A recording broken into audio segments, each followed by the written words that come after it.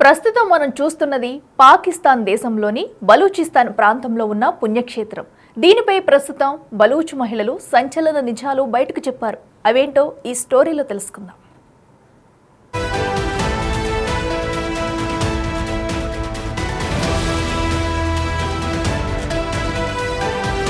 బలూచిస్తాన్ పాకిస్తాన్లో ఒక భాగం అయినప్పటికీ స్వాతంత్ర్యం కోసం అనేక పోరాటాలు చేస్తున్నారు అక్కడి ప్రజలు. పాక్ తమ భూభాగం నుంచి లబ్ధి పొందుతూ తమను హీనంగా చూస్తుందంటూ నిరసన జ్వాలలు హోరెత్తిస్తున్నారు. ఈ నేపథ్యంలోనే కొన్ని దశాబ్దాల నుంచి పాక్ పై బలూచిస్తాన్ అంతర్యుద్ధాన్ని చేస్తూ వస్తుంది. తాజాగా బలూచ్ మహిళ తన పోరాటాన్ని ఉధృతం చేసిన క్రమంలో అనేక వాస్తవాలు వెలుగులోకి వచ్చాయి.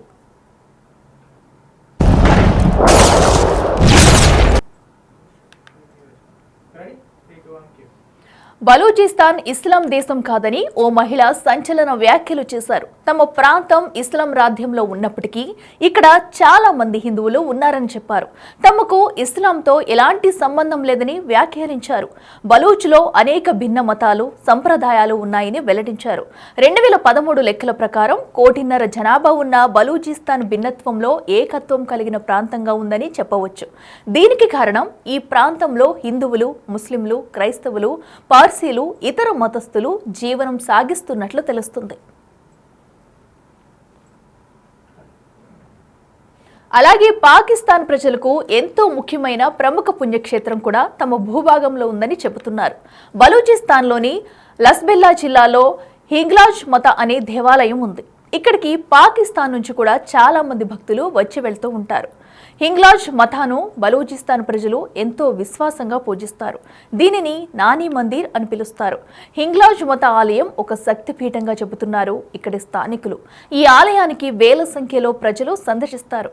చైత్ర, వైశాఖ మాసాల్లో పాక్, బలూచిస్తాన్ నుంచి దాదాపు 2.5 లక్షలకు పైగా భక్తులు ఈ అమ్మవారిని దర్శిస్తారు.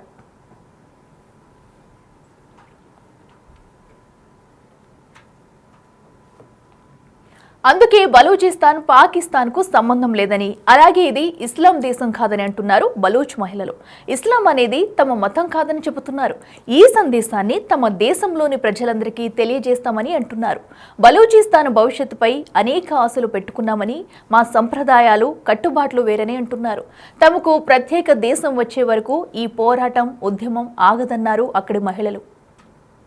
और सबसे बड़ी बात, आपने इसकी औरत को दहशतगर्द करार दिया, आपने इसको यहाँ पे कैद किया। आपको क्या लगता है कि आप एक अच्छा पैगाम दे रहे हैं? ये पैगाम ये औरतें पहुँचाएंगी और हर घर पहुँचाएंगी, हर इलाके पहुँचाएंगी।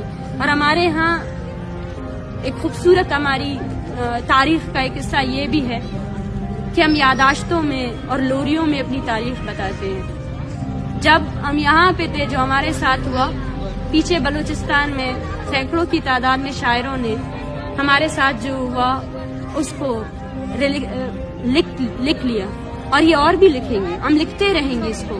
ये हमारी यादाश्तों का हिस्सा रहेगा, ये हमारी तारीख का हिस्सा रहेगा। इसको हम अपना लिटरेचर का हिस्सा बनाएंगे कि जो हमारे साथ 60 दिनों में हुआ, जो इन औरतों के साथ हुआ, वो हमारी आने वाली नस्लें भी नहीं भूलेंगी।